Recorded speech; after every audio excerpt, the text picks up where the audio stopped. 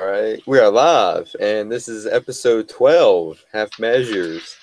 And holy cow, what an episode it was.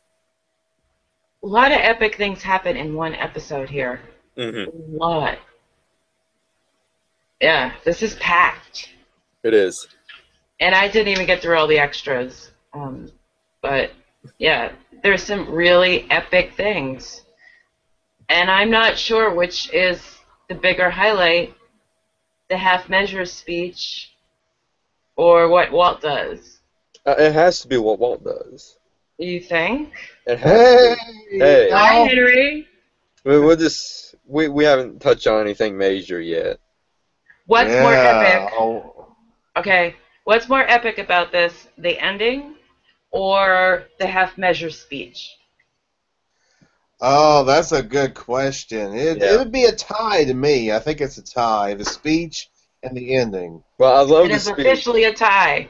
I love the speech. Yes. I think what Walt does has more of an impact. Yeah. I think it does too. Because he just shot the dude without hesitation. When he killed Crazy 8, he was hesitant about it. Now, he's transitioning. Jonathan Banks' performance is so amazing. Oh, yeah. It's just dialogue, and it's so compelling. Yeah. You know? And he nailed it. He nailed it, boy. Yes. They did it so many different times in different ways, and they said that each time he was perfect.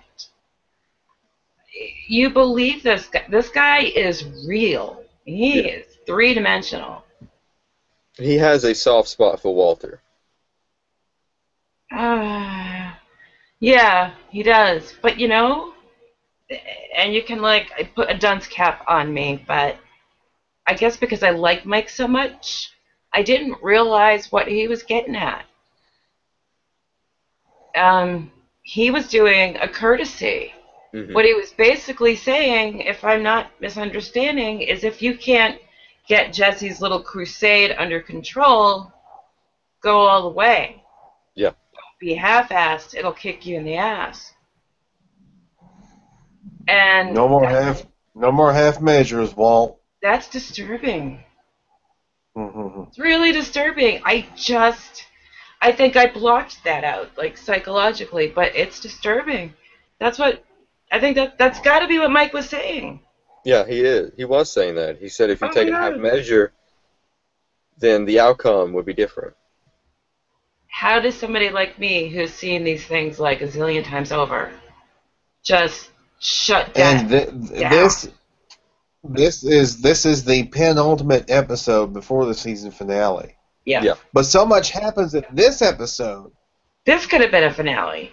It could have been. Yes, this could have been the season finale. Peter Gould, I think he co-wrote the episode. But anyway, he said this was his favorite ending. Yeah, he did. He co-wrote with Catlin there. Sam Catlin. Sam Catlin, yeah. Sam Catlin got to write the half measure speech. You know? Yes. Oh, she did terrific on writing that. Did Jonathan Banks get an Emmy for that? I think he was nominated. He was nominated? I think so. No, he should have won an Emmy.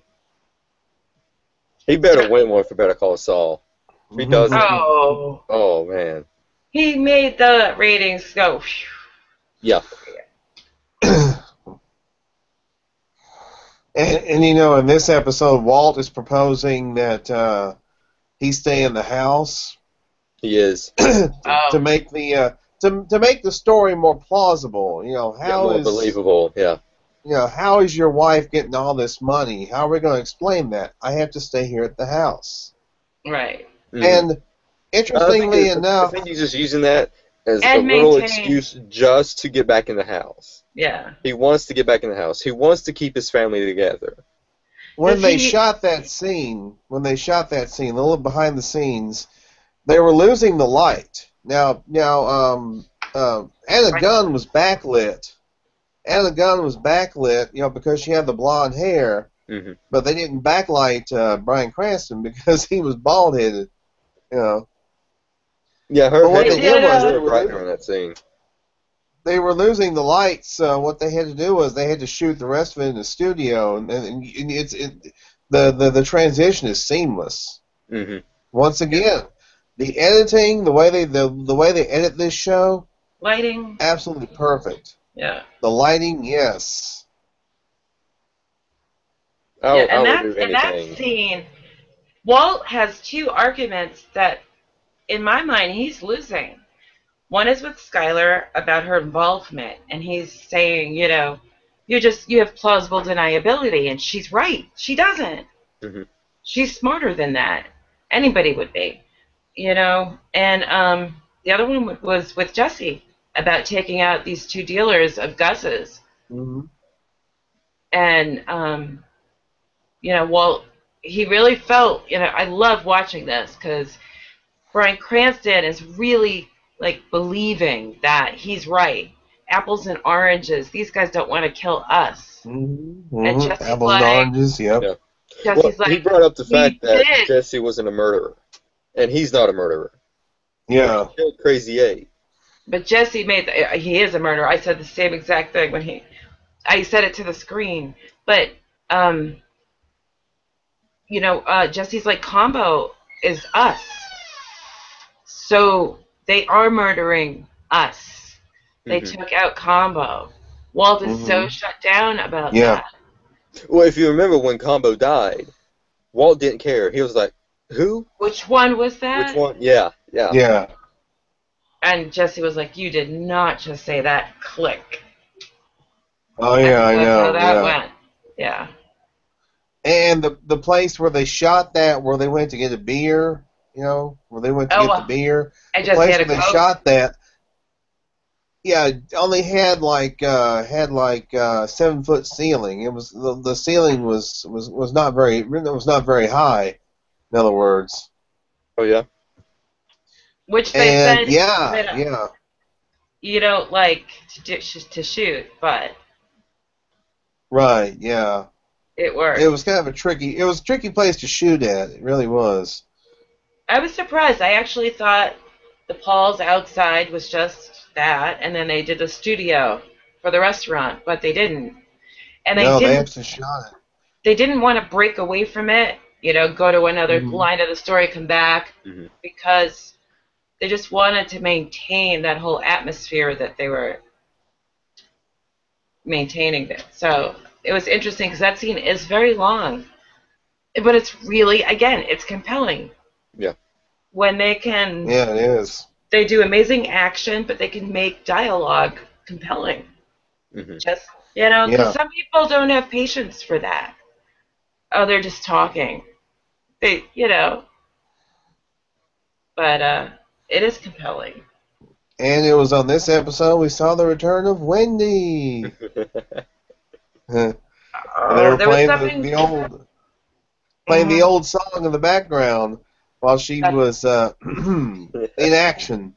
Yeah, in action. That was the beginning, the very beginning. It seems like she offers one service, but and they were talking about that on the commentary.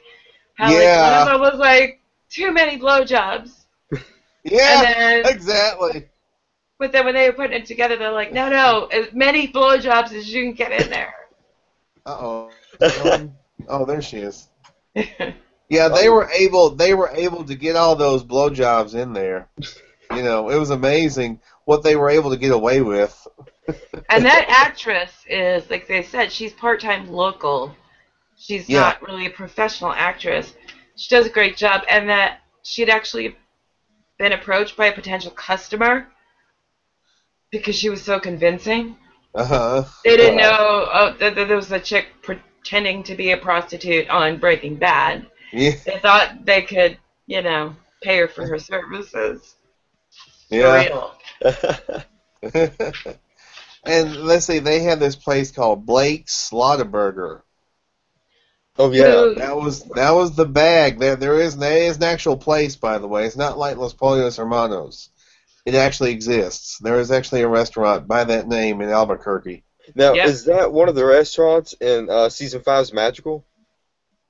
Ooh, I wonder. Well, I guess we'll see. I think they're all made up names, but That I one can't be wasn't sure. though. That one Right. wasn't. They allow themselves. They were happy to use us It's for not really a real. restaurant. Yeah, I'd be happy. That's free publicity right there. Yeah. Yeah, exactly. Better publicity than the crying baby versus pissed off owner. Definitely better publicity than that story of the week. Of course, that hotel is real as well. It's an actual hotel there Yeah, in the Crystal Albuquerque. Palace. Yeah, the Crystal Palace. Oh yeah, what is it called? I wrote it down. I think it's like Crossroads, maybe? Yeah, I think you're right. And Yeah. I even had the two highways that intersected written down somewhere, and I'll never be able to find it. Yep. Because 40 and 25, Albuquerque Crossroads Motel. Mm-hmm. And the blowjob wasn't the only thing we saw. We saw a hand job between Marie and Hank. Marie and Hank. I love that scene. I love that scene. Their characters is so awesome. They need their own sitcom. Yeah. Hank and Marie, their own sitcom. Hank and Marie. Yeah. She is so funny. And she is like that in real life, too. So she is. Whether she's her or her character, everybody who works with her just they're just endlessly entertained. She's so awesome. And I really love Marie's character. She would drive me crazy as a friend, and I don't think I could deal with that. But as a person, as a character, I really love her. And, every time Hank tries to make things an argument, she's like, la, la, la, la. And the way she handles this, oh, you afraid you're going to lose? She even resorted to using two hands.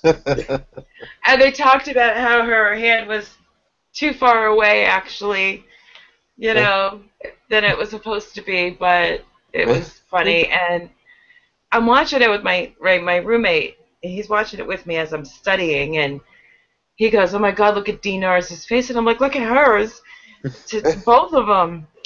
Because she's just like, yeah, And then the scene, in the transition scene where he's in the wheelchair and he's all grumpy, and she comes out all smiling and holding a purse. That was hilarious. She had that glow going on in there. You could see herself patting herself on the back with a third hand. And then they mentioned that was the last that we saw of them that season, for the third season. Mm-hmm. Wow, I guess so. Yeah, I never thought about that. And what I noticed last week, I forgot to mention is that the purple blanket on Hank's hospital bed. She brought that in. Again with the purple. She brought that in. She brings in her own pillows. She doesn't like their pillows. She brings in her own silverware. She doesn't like their silverware. Yeah. She's very, very picky. She, purple is the color of, royalty. Mm-hmm. And Marie really feels like she deserves... She's the queen. The life of a princess. Yeah. Not so much a queen. I think a queen has responsibilities, and a princess just gets stuff. I don't know. Well, especially with the tiara. I think that's total princess right there. With the tiara? Yeah. And Skylar's like, oh, I so don't need this. Yeah, you don't need that. But anyway. Yeah, those, actually are my 3 favorite scenes, I think. Well, all right, 4 favorite scenes. I like the driveway discussion. Yeah. Mm-hmm. And Skylar's right. That Walter wants to be connected with the family again. Yep, and that she, like she said, and she's saying things, just for people, Skylar haters, just notes that this is an awful situation. She didn't like being put into it. But it is what it is. Got to do it right. Got to do it smart. Got to do it careful. And the big thing is that she's willing to take this money now because of Hank. Yeah. That's the only reason why she's in this, is because of Hank and Marie. I wonder how the writers were thinking about this. Did they have Hank injured just to compel Skylar? You know, because she was not interested in the money. She was flicking it off, and she was like, no, the divorce paperwork, and Walt was going to pay for everything. And Skylar's like, no, you're not. You can't. I'm not taking that money. Mm-hmm. Now she's taking the money. And she's already come up with a gambling story to support it. And it's for Hank. There's like no other reason I can see that she would take it. Do you think the writers having Skylar join in on this operation was a setback and made the people hate her even more? I think actually people liked her more the more she cooperated. And that was half cooperation, half argumentative. So that's like a toss-up right there. Mm-hmm. But I think what they do is they say, look, she liked the money. And she didn't. But this was going on. Money was coming in. Hank needed help. Yeah. Skylar already put together that Hank was hurt because of Walt. Mm-hmm. And this had to get done. And that's one, I mean, where does Skylar break bad? You know, where does Walt really break bad? Where does Skylar break bad? Maybe she already did. Didn't she say, was it last week she said she didn't file the divorce papers? Yeah, that was the last of the scene before it cut to black. Right. So she feels like she's got to manage this. And first and foremost, it's to prevent Holly and Junior ever having to know the truth about their dad. But now there's also this other thing where Hank is really seriously hurt. And if he doesn't get the right PT, he's really going to be a mess. Yeah. Mm-hmm. And they have to go out of network. They have to pay out of pocket. That was the state of healthcare and blah, blah, blah. And anyway, is she breaking bad? It's a good question. It's like Walt deciding to cook meth to provide for his family. She's right now, well, she'd already decided she wasn't going to turn him in because of the kids. Yeah. So that makes he puts him in a safe zone, and he's free to do what he wants. And then so there's these consequences. There's this money. Is he being smart with it? She meets with Salt last week, and she's like, you know, he's not being smart. She was right in that scene. But, yeah, that's kind of bad. The DEA agent's medical care is being paid for with meth money. It is so ironic. Well, you think a DEA agent should have the best health insurance? That, too. Yeah. And you know that they consider him a hero. You know, he's considered a hero now. Now, you think either they should have health insurance or the DEA should at least help Hank pay off the medical bills. Well, they give him insurance. But the best physical therapists are in network. Yeah. And they're not contracted. It's still a mess that way. Mm-hmm. You know, and you know, I just want to say, if there were only one kind that we all paid into, it would be so much easier. Yeah. It's ridiculous. It creates a whole plethora of jobs. Mm-hmm. Just to manage, to be an HMO, you have to manage. So you have to all these people running around with these little jobs. And I don't want to, like, you know, hey, the more work for me, the merrier, but that money could be going to healthcare instead. It's weird, but someday we'll get normal. Hopefully. Oh, the other epic scene. 5 epic scenes. 5 epic scenes. Oh, yeah. Tomas got killed. Oh, my God. All right, no, 6 epic scenes. So, yeah, there's a lot of epic scenes in this one.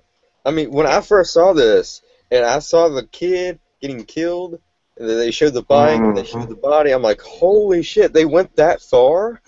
Yeah. After the meeting, where Jesse had some cojones there, he did. He looked Gus straight in the eye, and Gus actually respected him for it. But he just put out the scary monster thing that Walt, you're your only friend here, and if it weren't for him, this would go another way. Yeah, if it weren't for the respect I have for this man. Yeah. Right. That's what he said, yeah. But Jesse looked him right in the eye. And, and then so Gus comes up with this great solution. No more kids. You keep the peace. There's blame on both sides. And, here's my question. Did Gus actually told them to use kids, or did they just use kids on their own? I think... Oh, that's a really good question.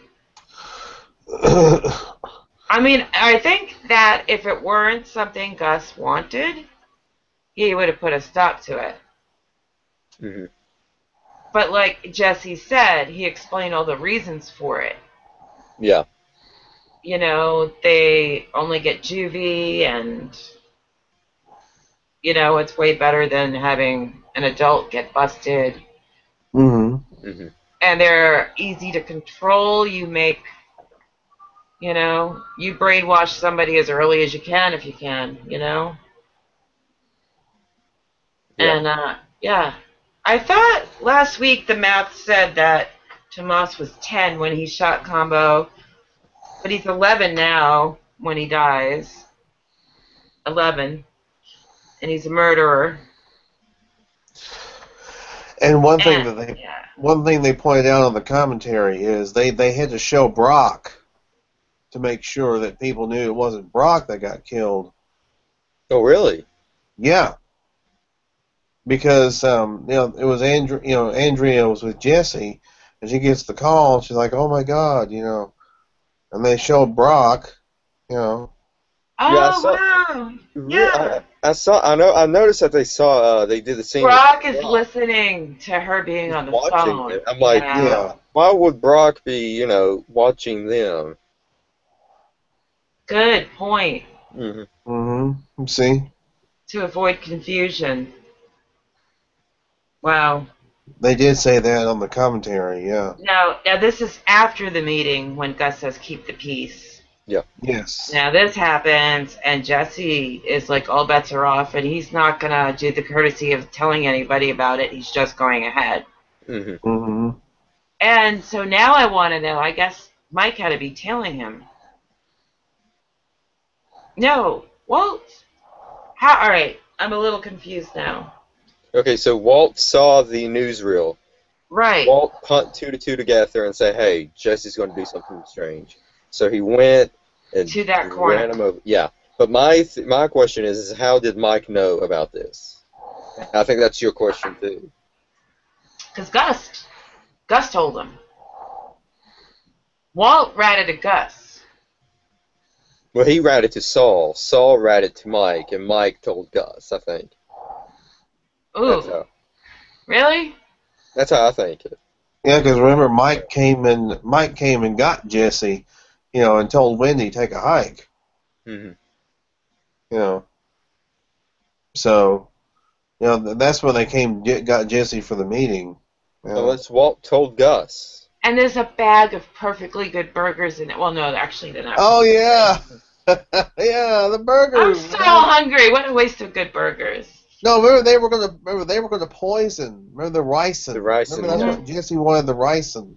And she could have taken that bag with her and done it, but she didn't. I think that was her out, or she was scared because, for all she knew, these were cops. Yeah.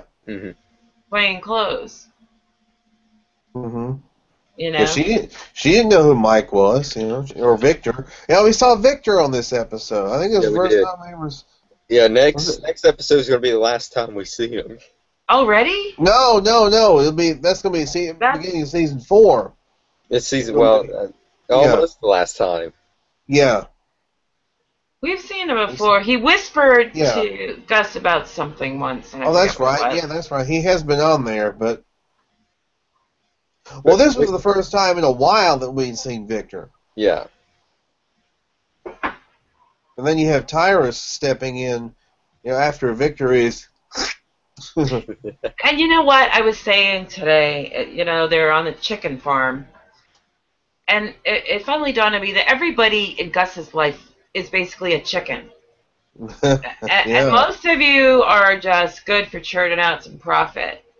And whatever happens to you, who cares? Few of you get spared the death penalty. As long as you're worthy and loyal. And that was an actual egg farm. They did mention that. Oh, yeah? In the commentary. It had been. Yeah. It had been an actual egg farm, yes. But think of Victor. He is a chicken. Right now, he's a favorite. He's a pet. But, he'd get his head cut off at any time, almost, anyway. This episode really sets the groundwork with Gus because he's getting to be the bad guy.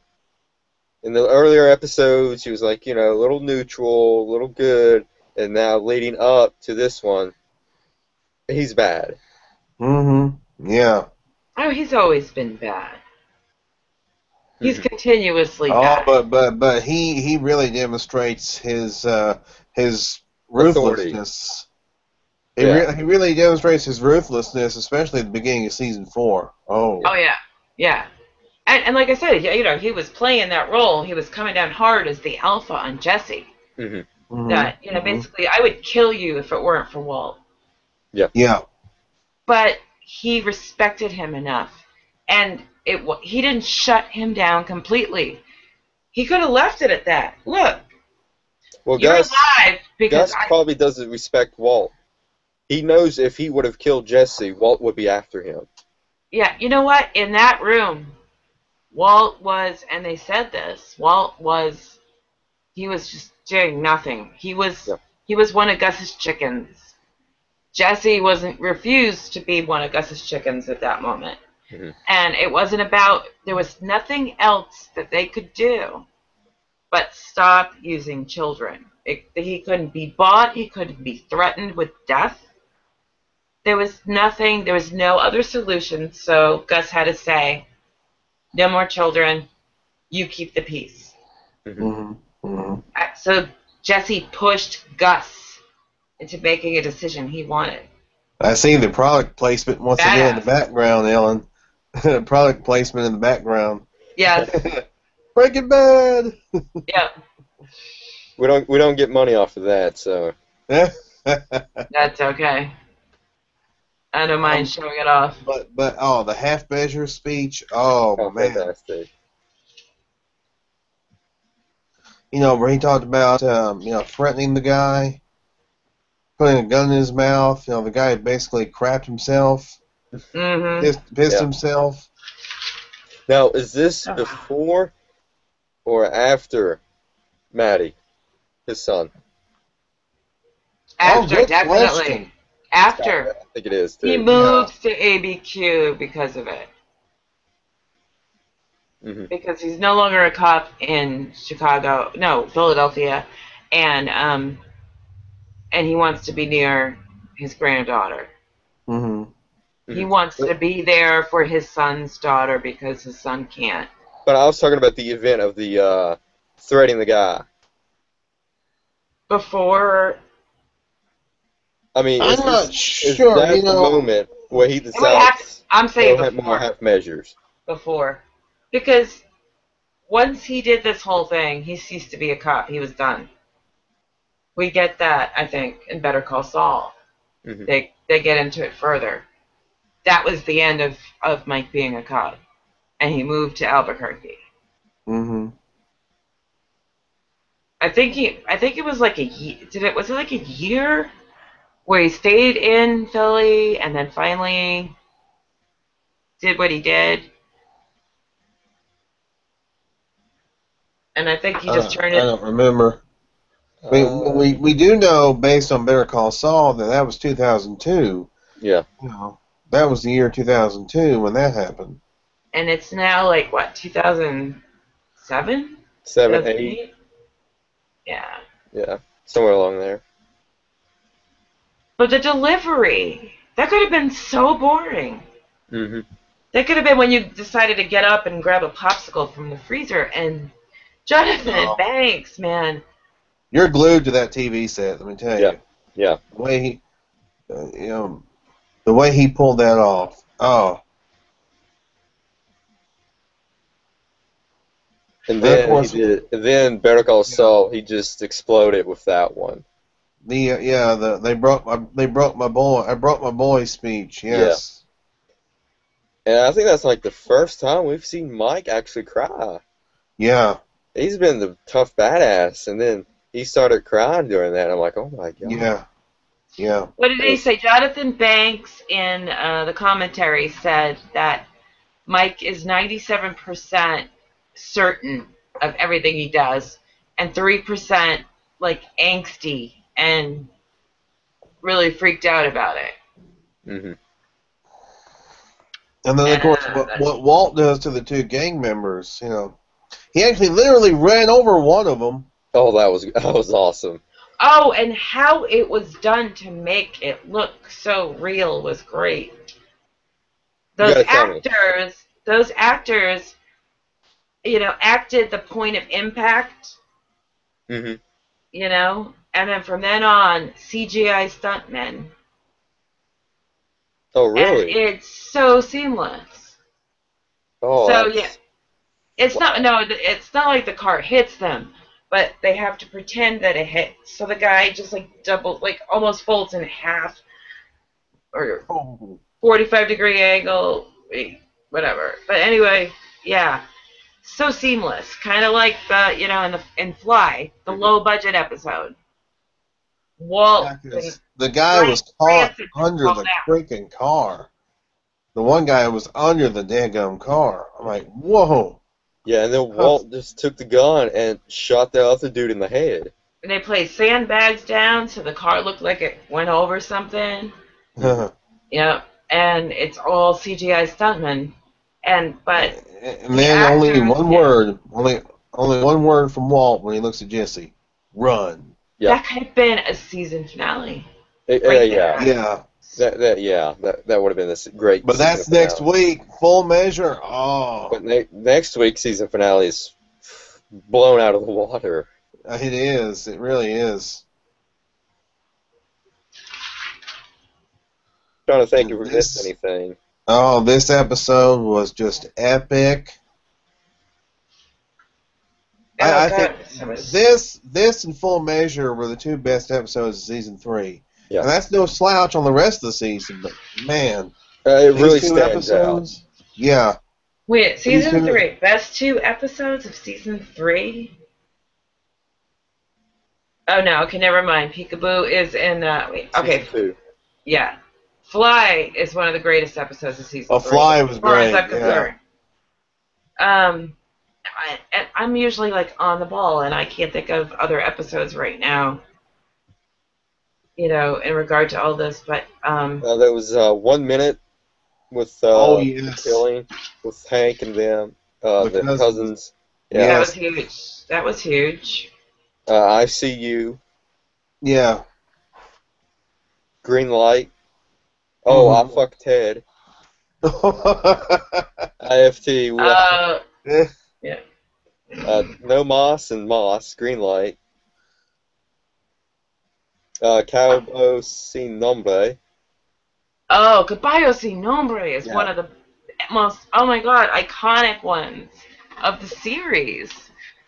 The song, I mean, it's amazing what they do to you.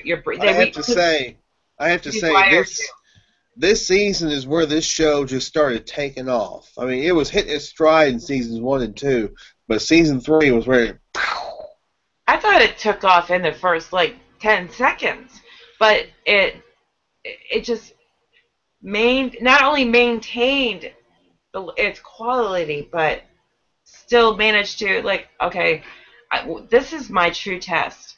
My roommate, he's the kind of guy who'll watch something for the first time, movie, TV show, whatever it is, and he'll see right through the writing and say, "Oh, this is gonna happen. This is gonna happen." And he's right.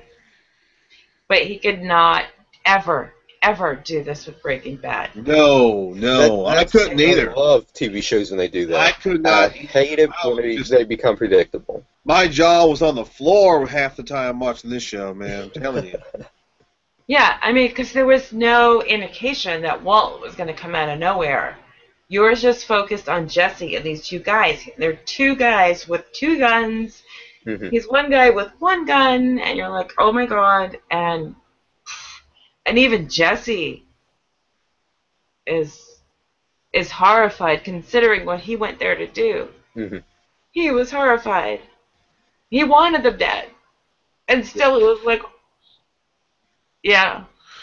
And isn't it in the next episode where Jesse's hiding at the laser tag place? He is, yep.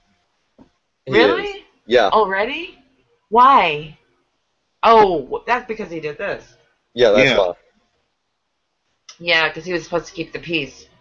And also, in this episode, we had Walt, Skyler, and Walt Jr. talking about the car wash. Well, no, you had a little bit. Skyler Jr. talking about it, and Walt zoning out with that I think that high pitched screeching sound going on about Tomas being killed and it being on the news all day. Oh, that's right. Yeah, because he was listening to the news. Yeah, that's right. You're right. Yeah, he was out of it, and he said, Brian Krantz was like, "We hardly ever have a happy meal. Something always happens." They did say that in the commentary. Yeah. He just jumps up. I gotta go. What? But at least now Skyler knows that it's because of his meth business, most likely. So, whereas in the beginning she had no idea why he was leaving. At least she knows why he's taking off now. And what I noticed, we forgot to point this out, was the beginning of the episode. Walt and Walt Jr. was driving Walt, and he was placing his feet was he supposed to, and Walt basically brushed it off after saying, "Oh, there's a right way and there's a wrong way, and you're going the wrong way." I didn't realize that. I thought Junior got away with doing it the way he needed to, but I don't know. I thought Walt was being too hard on him. Because, I mean, if your leg can't respond quickly, then that's a safety issue. Mm-hmm. Yeah. And, it's just you do it the safest way for you. And, yeah, you're supposed to do it that way for a good reason. But... And Junior asked, he asked Walt, he said, "Can I do the driving test in this car? Because Mom's brakes are kind of sticky." Mm-hmm. Oh, which, by the way, has the windshield still taped up from... the plane. So now he just. So this is I think 3 windshield incidents throughout the series. What? 3 or 4 maybe. Yeah. I can only think of one other besides the plane crash. This and maybe has one Jesse of his. Throw the rock at it yet? Not yet. That'll come up later, I think. Or wait a minute. Oh, we've already seen that. We already saw that, remember? Yeah, I'm in, you're out. Was that the one? I think so. Yeah, I'm in, you're out. Yeah, that was the one. So this is the 3rd time. Uh-huh. Mm-hmm. Already. Once a season, basically, on the average. Yeah, and now it makes 4 because he ran those guys over. Oh, no, that's 3. Yeah. That's 3. You got that's a Pontiac Aztec he drives. Yeah. Right. You got plane crash, Jesse, run over drug dealers. But there's because coming up, you're gonna want to get your car fixed. I love that. You're gonna want to get your car fixed because the next time, you're right. Gus is gonna be really freaking scary, ruthless. Yeah. Yes, he is. High-end criminal. Mm-hmm. Uh-huh. And let's see here. I was going to bring up something, but I forgot. And we did see Saul talking to Walt in this episode. Mm-hmm. What do you mean? Saul. Yeah, Saul was trying to kind of. Oh, you mean when Walt wants Jesse arrested? Yes. And he's like, yes. not jail, just kind of like when you wear an orange jumpsuit and you clean stuff off the road. That's jail. Yeah. yeah. But Walt's all wrong about this, not just about how stupid it would be to get the police involved, Yeah. but that Jesse's not going to just get over it in 30 days. He will never get over it. No. Ever. Because Combo was his boy. Combo and Tomas. Because Tomas really seals the deal for Jesse. Yeah. Yeah, he does. Because what? I'm supposed to keep the peace, but they can now kill the kid they used? That wasn't part of the discussion. And, right. You know, and Jesse, I mean, and he's wrong to kill people. Yeah.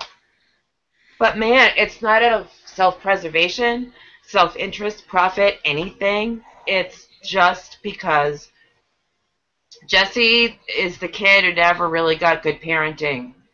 And so he still relates to being a child and this kind of abuse. Yeah, that's why he can relate to children so much. That's why he's so good with children. Yeah. He will not stand for it for a second. And it's consistent. He never wavers on that. And that he is so just ballsy with Gus. While Walt kind of sits there like this, saying nothing.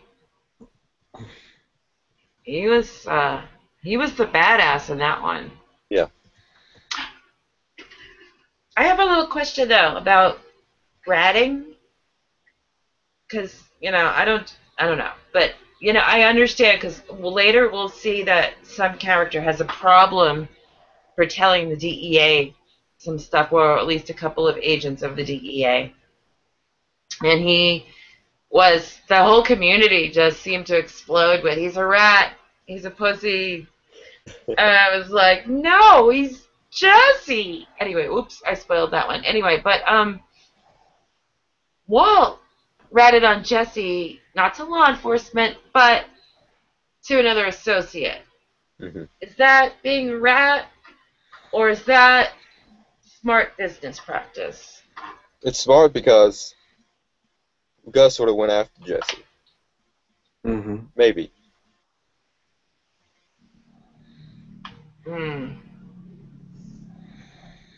Henry. Henry, help me out. Yes. What do you think? What do you think? What do I think about what? About Ellen's question. Oh goodness. Well, I tell you what. I don't know. I mean, if Jesse had been arrested, would he have ratted Walt out, or maybe Walt ratted Gus out? Good question. I don't think so. So. He would have called Saul. Saul would have come in and got him out. Yeah. Maybe, but I think he wasn't gonna. Gus is not somebody you deal with through the cops, but these two scumbags in the car, they're somebody you deal with on your own. And he wanted to take care of them, and he was so close. And she could have brought them the burgers, just bring them the burgers. But I think she was scared, like I said, that she probably thought they were cops. She didn't want to be seen with them. Or maybe she just got so scared she forgot the burgers, but... She probably she might have thought Mike and them were cops, too. Oh, thanks for that, Henry. It's getting so much cooler in here already. So we saw the Mythbusters one. Oh my God, that was great. I missed it. So should we shut up? No. It's basically, it was plausible. It could have happened. You can actually do that if you have the right stuff. Yep. With anything that you could buy in a store. Not. The only thing they had to change was they had to add a bike chain, because if without the bike chain, that thing would have went everywhere. Well, actually, it didn't went. It would have stopped. But yeah, I'm trying to think. What was it that they did? or what was the myth? Or what was that? What were they trying Season to? finale of Breaking The Oh, the Bad. automatic. machine gun. Yeah. Yeah, the AK. M60. Yeah. They did the M60 in a classic car. They built a wall, like the front wall, consistent with, what one of those rounds would have to go through. Mm-hmm. And Yeah. they set up, I don't know, wooden dummies, cardboard dummies, Yeah, whatever they they set were, up wooden dummies. to see if they would get hit. And it So they could have been done. so it was plausible, except they needed a bicycle chain. Yeah. Right. But it was still plausible. So Wow. that Walt could go to different stores and buy, and wrenches. I didn't even notice that. I didn't You know even how notice he's they got used that the rig? chair, the office Yeah. chair as the Bottom of an base. office chair. Really? Yeah. And wrenches for, that rig Mm-hmm. I noticed that, but I where didn't notice the it office chair. pivots like that. It was wrenches in Breaking Bad. Oh, and they had to rig the garage door opener so that it wouldn't stop. Yeah, they had to just strip it and just be like Yeah. on, off. That's it, right? Mm-hmm. But they did have some technical difficulties. Like, Oh, really? yeah. I might be able to find that clip on YouTube, maybe. Yeah, if you search But well enough. here's Hard the enough. thing about it. Plausible is one thing, but Walt managed to maybe he thought about this for a really long time in the cabin in New Hampshire. We're really far ahead, but to do that all in one day Mm-hmm. is Well, genius. I think Walt was very. Walt is very mechanically inclined. I think he is. But he's a scientist. Yeah. He's very mechanically inclined. Yeah, and he still squeezed in a whole bunch of other things that day. Yeah. And that was amazing work. But yeah, plausible. And Vince Poor Gilligan. Vince Gilligan was still a little bummed out about something. Yeah, Vince Gilligan was bummed out because the way he drilled the holes, he didn't call for it to go back. Of the second at time, yeah. Stop. Go back. Stop. Mm-hmm. Some more rounds. More rounds. Wow. What were those things? Squibs? Yeah. That they put in that, pop up. I didn't know They he drilled the holes until he said that. Yeah. He's like, yeah, I think a bullet go here, we go here, we go here, we go here. Wow. It did seem, Shane, didn't it seem to, do a lot of up and down? Yeah, it looked like it was a wave. Because they said that if Walt was very close to getting shot. But he didn't, yeah, and they said that almost as a criticism to Vince, and Vince was like, yeah, but he did Walt get shot. wasn't planning to survive. He did, yeah. And he did get shot. But Yeah, he didn't plan did. to survive. No. He wasn't going to dive onto the floor. Mm-hmm. That was a last-minute decision based on Jesse's condition. Yeah. Oh my God! Don't do that. That's Felina. Stop. Shut up. It's all right. It's been almost 2 years now. Yeah. Yeah. Oh my God! But things like Dave Porter's music in this, and the scene with Jesse, and the jerky camera movements, and the tense moments were so amazingly tense. Yeah. Yeah, they said in the commentary they were shooting it like a Sergio Leone movie. For those who don't know who Sergio Leone is, he's the one who made all those great spaghetti westerns, including Fistful of Dollars, For a Few Dollars More. The Man with No Name, Clint Eastwood, the Man with No Name movies, Good, the Bad, and the Ugly. Yeah. Oh, Vince Gilligan was on Mark Maron's podcast. Oh, really? I posted a link on the Facebook page. Cool. Did you get that, Ellen?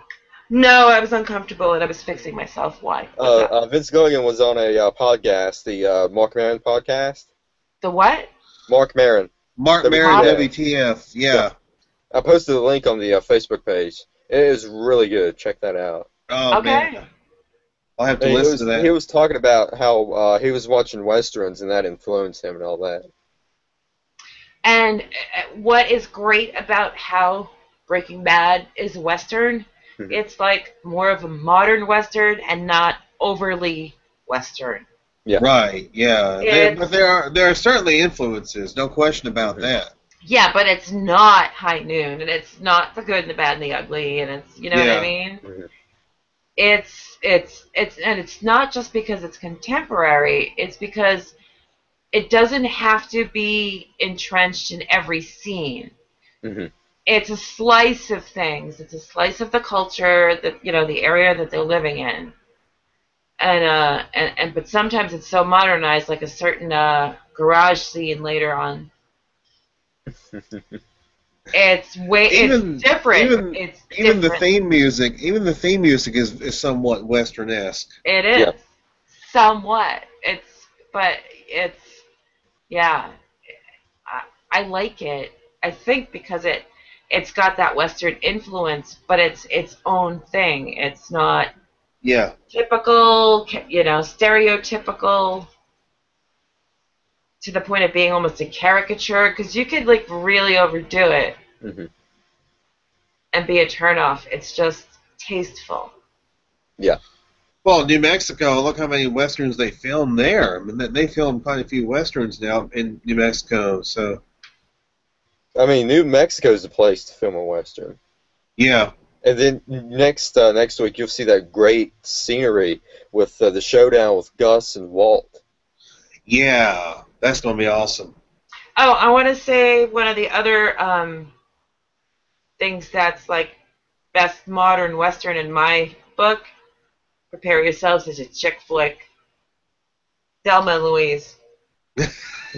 Oh yeah, Ellen Louise, yeah. Oh yeah, modern Western. Yeah. I think we covered everything tonight. I think we did, and yeah. I took a lot of useless notes. I was like writing down everything, and I was like, okay, now I'll never be able to find anything. So, but at least so far, I haven't spilled any beverages into anything. That That's good. that that was a small This, yeah, disaster. this is the pen. I say, as I mentioned before, this is the penultimate episode before the season finale. Yeah. Next week's the season finale, and it is awesome. And this could have been the season finale, as we've mentioned. This could have been. I mean, a lot of episodes that could have been the season finale could have been the season finale. Yeah, it's amazing. They're these two together, and they said they always a lot of people say Ozymandias could have been the season finale, but I don't quite agree because I think the rest really were substantial stuff. Hmm. But Well, if yeah. Ozymandias was the season finale, there would have been a lot of plot holes still open up that Oh, would get closed.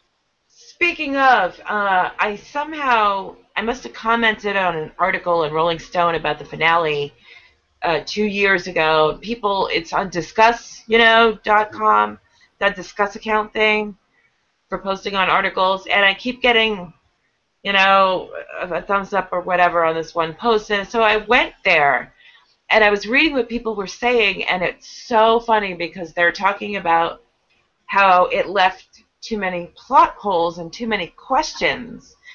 And it was like what?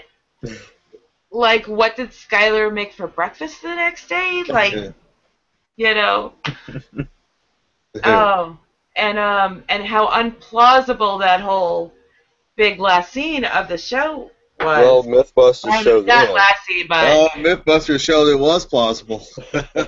you know what? Yeah. But MythBusters, that they do a boat thing too, Oh yeah, they're blowing the boat out of the water.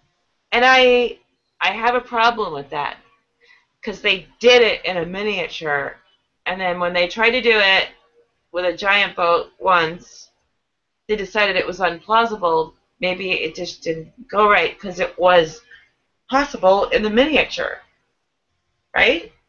Yeah, well, Yeah. it was a miniature. Just because it's possible in the miniature doesn't mean full scale it can work. No, kind of like baking. It's like if you have 2 cups of this and you want to double it, then you need 4 cups. I mean, it's, you know. They might hopefully they revisit that one. Disturb the water enough mm-hmm. to push the boat. Yep. Without hitting the boat with the bomb. But sorry. Mm-hmm. But I want them to do the magnet scene. I want them to do that. Yeah, bitch! I don't know. Yeah. That would be great. I don't think that's possible. Okay, wait a minute. You know what I mean? The big one, not the test, but the huge. Yeah. Remember the huge magnet that they used to erase the computer? Yeah. Erase the laptop. But not when they tested it. When they went to do it. They need to do both of those. They need to do that one when they tested it, and the big one. That was great. And I like to see them test them making a battery too, just like Walt did. Oh yes. Yes. Oh yeah. Was it 4 days out? 4 days out. Yeah, they made the battery. Yeah, the episode 4 days out. Yeah. He made the battery. Yeah. Wow. They need to do a PG film. They need to try and debunk the PG film. Well, we all know what the biggest flaw of the plot is, right? Which is sad. And I'm surprised that they just went with it. Methylamine. Oh, yeah. It wasn't like you had to go get it somewhere. Yep.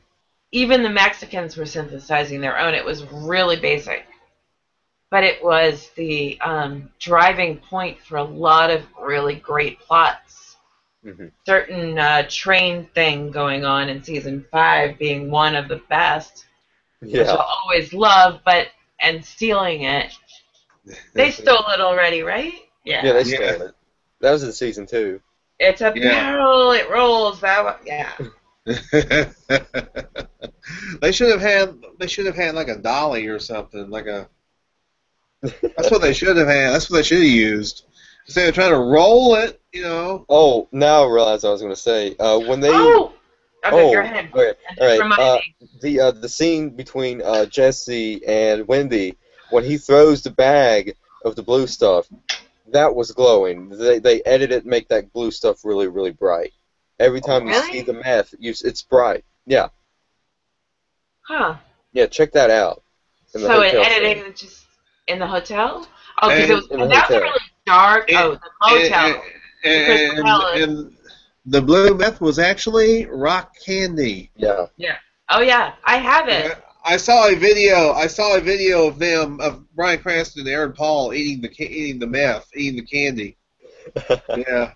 Henry, when season 5B first aired, the guy who's my roommate now, we're both into this show, and I got home from the restaurant job with like a minute to spare, and I sit down on the couch and I look down and he's got a postal scale with this rock candy on it, and then he's got a teenth already wrapped up in plastic on the side, and it's the blue crystal rock candy, and I just like I was delirious. You know, and I ended up making like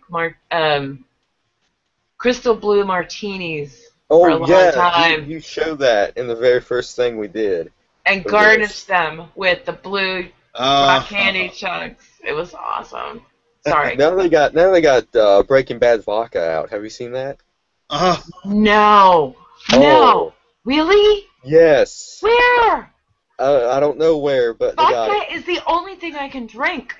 Dave Matthews he's got a wine company, but I can't do wine. I can do vodka. Where? All right. All right, this down. There's 3 different ones. Breaking BRBA vodka. It's blue ice vodka.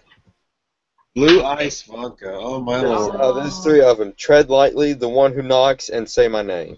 I love that. Tread lightly. And they're $27. They're what? $27 a bottle. Wow. Oh my god.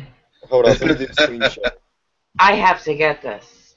I have to do this. Wow. Thank you, Shane. There you go. Sasquatch is the one who knocks. Oh my god. Okay, wait, I'm dragging this thing. My bookmark's right there. Heisenberg by Blue Ice Vodka. Oh. Wait, it didn't go. Where'd it go? Whatever. Okay, I've got it. I've got it. Oh my god. Really? I was like, you would have known about this. I was going to say, Ellen, write down Heisenberg by Blue Ice Vodka. Yeah.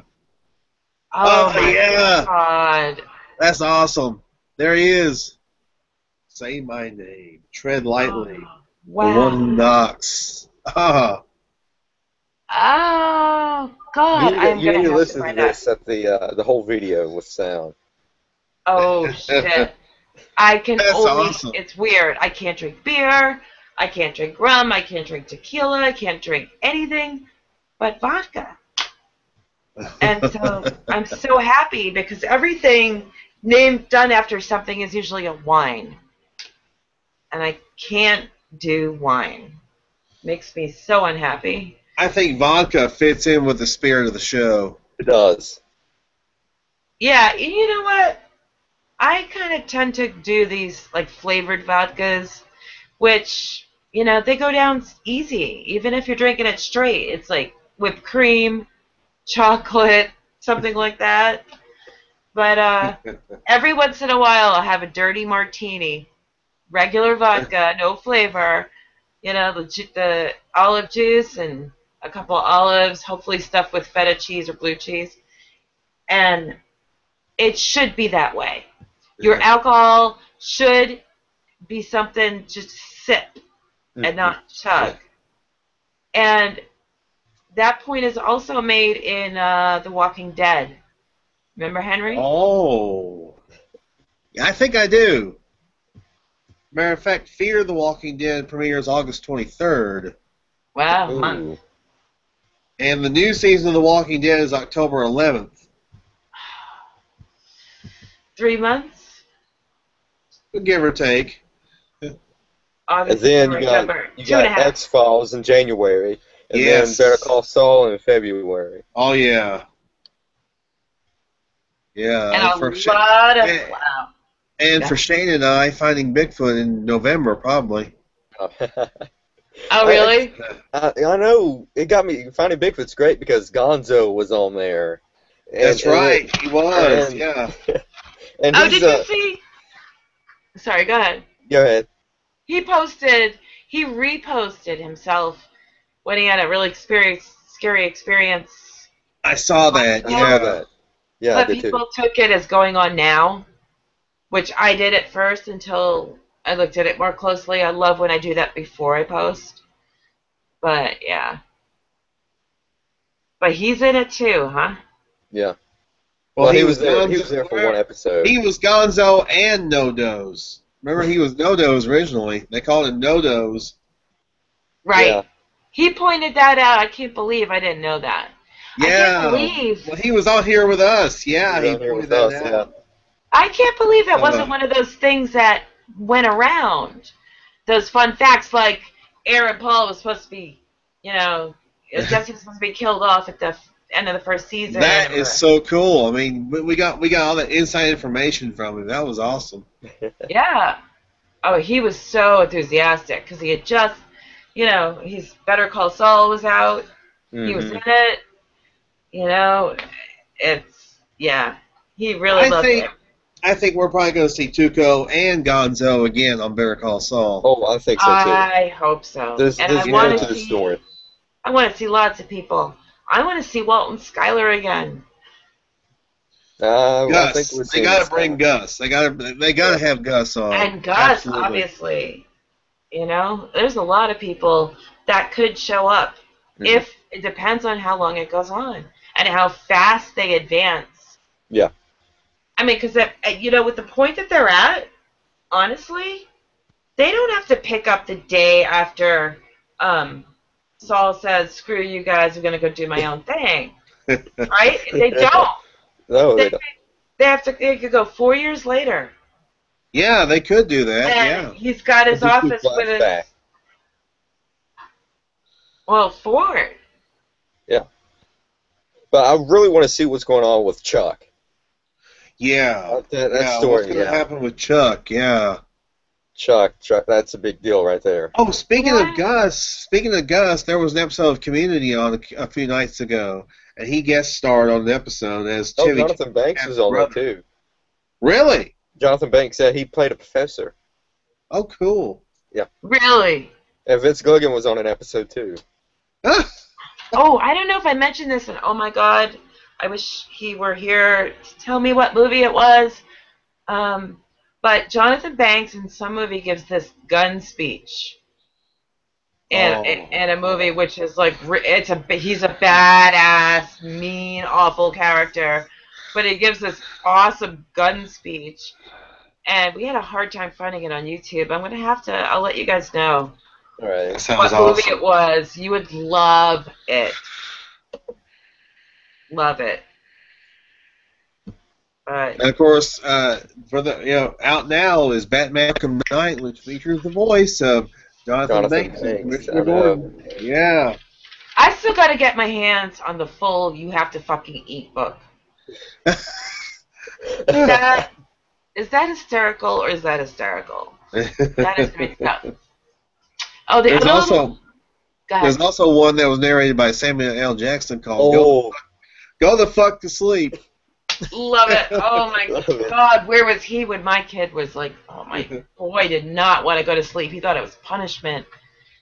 Anyway, but there was a Jeopardy thing in this episode that I just didn't want to let go by. Yeah. And they mentioned that Alex Trebek was a fan of the show. Vince Gilligan was Really? on an episode of Celebrity Jeopardy this past May.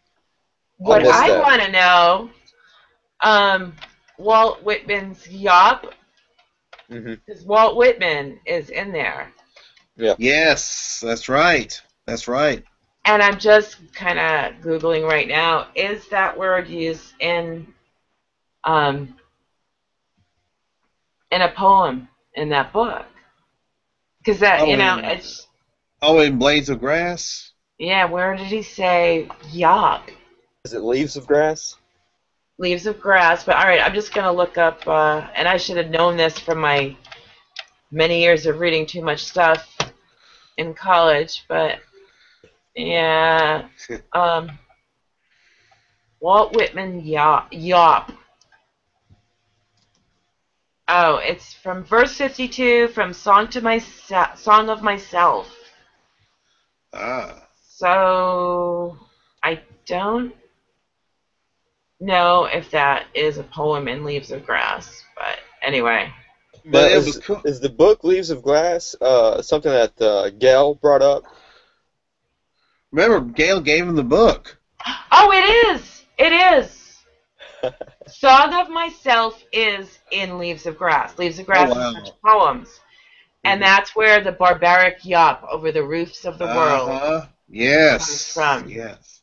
Yeah. Interesting. I learned something today. I love Breaking Bad. I just love the continuity of this series.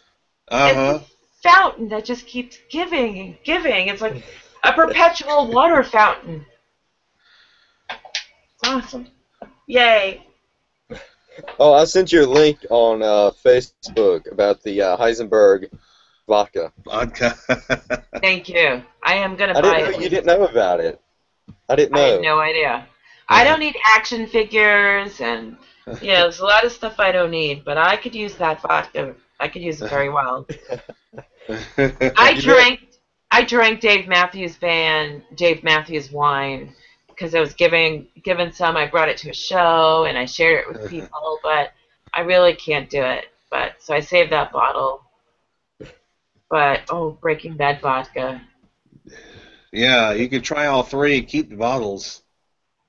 I have a really, really big birthday coming up in January, and I think I need to have all three flavors on that day. All three of them. I think they're the same, but the bottles are different. Oh, I still have to have them all because I'll save the bottles. Yeah, the bottles are fantastic. I'll put flowers in them. I'll put Lily of the Valley in there. I actually get a lot of that in my yard in the spring, so I could actually do that. Oh, wow. Yeah. Nice. Yeah, that's awesome. Here's the bottle. Shane's showing it right now. There it is.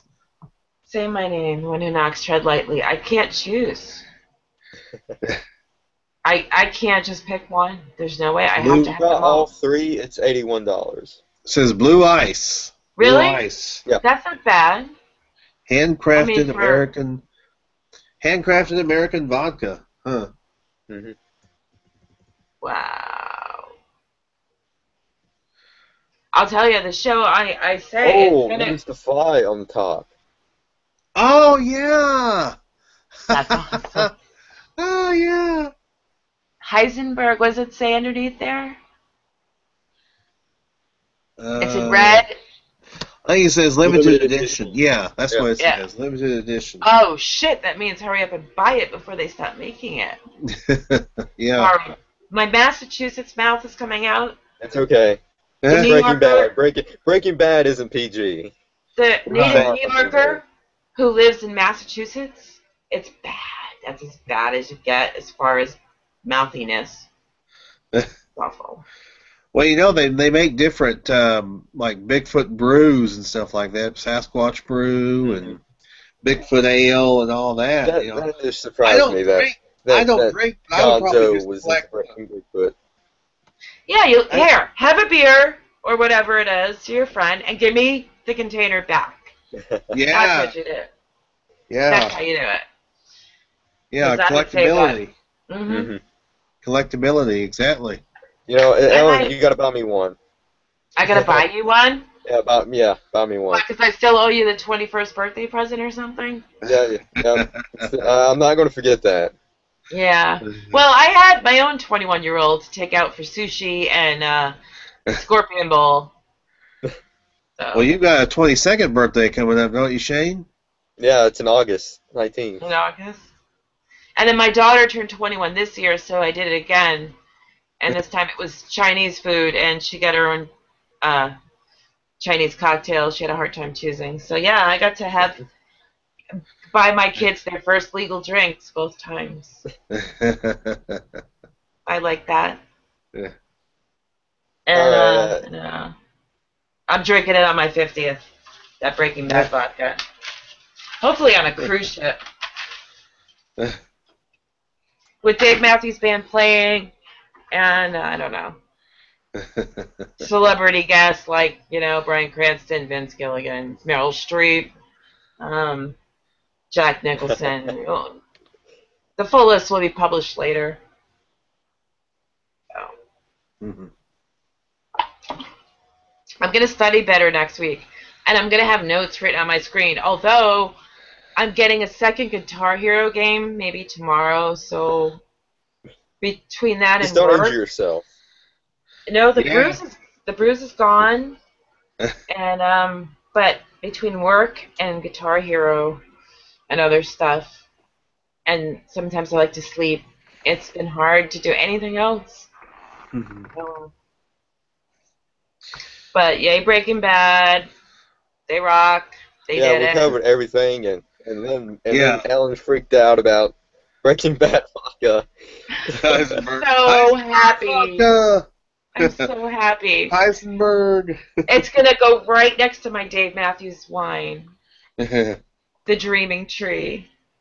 Dreaming Tree wines. I went to my 26th show this year. But at the restaurant, there's a new person, and he has actually seen more shows than me. It's the first time in all of history that anybody who worked at this restaurant saw more shows than me. And and I need to win some money so that I can go to a few this year and catch up. But, fly around. I don't think they play where either of you guys live, but, anyway. Yeah. Well, they might come to Memphis or Jackson or down on the coast somewhere. Yeah. Yeah, I stopped looking after my show because I just get really jealous and upset. It's, I've seen concerts for many years, and a lot of bands They kind of do the same thing all the time. I've seen like the same band 6 months apart and do the exact same set list. But like this is a band we did 4 shows in 3 days, not one repeated song the whole time. Huh. So it's like you gotta collect them all. It's like Pokemon cards. You just gotta keep buying more packs. Well, I mean, some artists will, if they have a deep enough catalog, sometimes they'll be able to do multiple songs, or they don't do the same song twice. Mm-hmm. Or this time they brought out this cast, and Willie Nelson did this with them, or somebody did this with them, and yeah, I'm addicted. It's great. It's like the 21st century Grateful Dead, I think. As close as we'll get. And can you believe they're still going strong, even without Jerry Garcia? Well, they're doing their retirement tour. No, they're doing their final tour now. I actually got to see them a couple of times when Jerry was still alive. To me, it's just not the band. It's not them. It's not. It can't ever be. Yeah. It's like the Beatles. If the Beatles had gotten together after John Lennon got killed, still wouldn't have been the same. Yeah. You know, somebody that important. Yeah. Don't let me get morbid. I'm going to stop with that. So. It's all right. Well, next week is going to get morbid. Full Measure. Oh yeah. So tune in. I'm gonna ask and see if somebody would come back on. Hey, yes. Really? Yeah. I wish Marty would come back on too. Well. Yeah, I talked to Marty. Yeah, she said she's been pretty busy lately. Yeah. I hope nothing really major happened to her. I just got. I don't know. She's still posting on Facebook, so she seems to be okay. All right, I got her liking something. I got involved in arguing she's been about posting on my profile as well. Yeah, that baby in the restaurant and the owner screaming at her and oh boy, you know. Too much information goes through my head. Next week, Full Measure. Oh boy. Next week is Full Measure. Hopefully with a surprise guest. I don't know. Yeah. That would be nice. That'll be nice. But we got lots to talk about. It's really exciting. And then what are you going to do, Shane? You going to take a break or what? Yeah, we're going to take a break. Maybe until October. Because I'm going to buy season 4 and get it ready. Have season 4 because they still have all the seasons up here at Walmart. So. Yeah, this is kind of like college. I really need to do this ahead of time and not the day of. So I can scribble my notes, and then I can put them in a written format that I can quickly reference while we're talking. Oh, I watched it this afternoon. So it was pretty fresh in my mind. I always watch before. Watch before I started this thing. Yeah, I was watching. If you want to take notes, then watch the day before. Oh, my notes. Yeah, I have all these scribbles. It looks like a doctor's, and I can't find anything. But I thought I'd just make bullet points and go. I mean, this is something to do beyond Bigfoot. I mean, this is outside of Bigfoot. This is something I like to do, because Shane's my dealer. Shane is my dealer. Uh-oh. He got me hooked on Breaking Bad. Yeah. He's my dealer. And now you're going to Jones. I need to stand out in the corner. I need to stand out in the corner with Breaking Bad DVDs. Hey, man, have you seen this? Yeah. Hey, man, come here. Hey, look. Breaking Bad. Heisenberg vodka. Shane is the vodka. Shane is the Heisenberg. Shane's the No. Shane's the Jesse. I'd be the Heisenberg because I got the hair for it. I can't picture you being... No. You can't be Heisenberg. Who's Heisenberg? You're not Heisenberg. I'm Heisenberg. Henry, you'd be more like a Mike.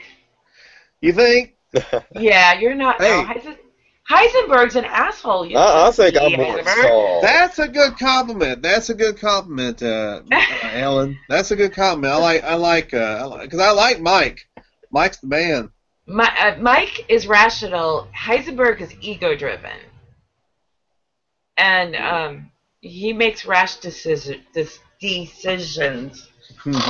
Sorry, and he's not.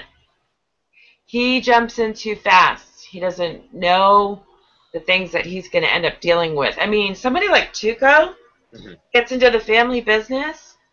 They've grown up in the family business. They don't have to learn. There are things they know that Walt never even imagined.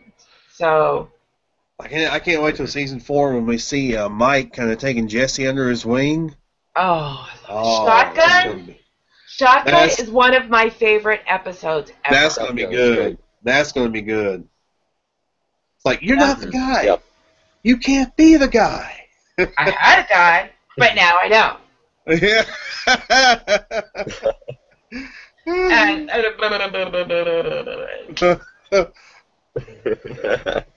the Shotgun is one of my favorite I like to see ever. Yeah, and I like to see Mythbusters do the season finale of season 4. The end of it. See if that's actually possible. You got a couple of things going there. I'm sure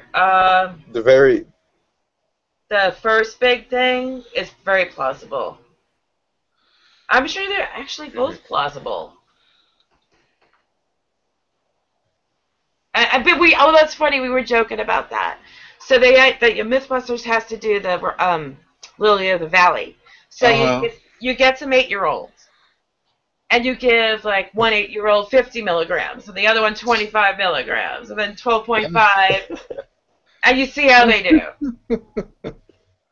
That's how they have, right? Well, there's a cure for Lily of the Valley, so I think that's confirmed right there.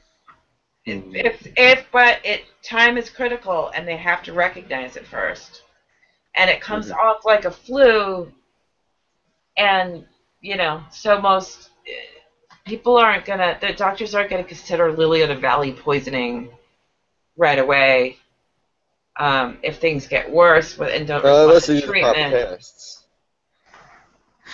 Yeah, but you unless can't. They do proper tests or have House. But the way it works is right.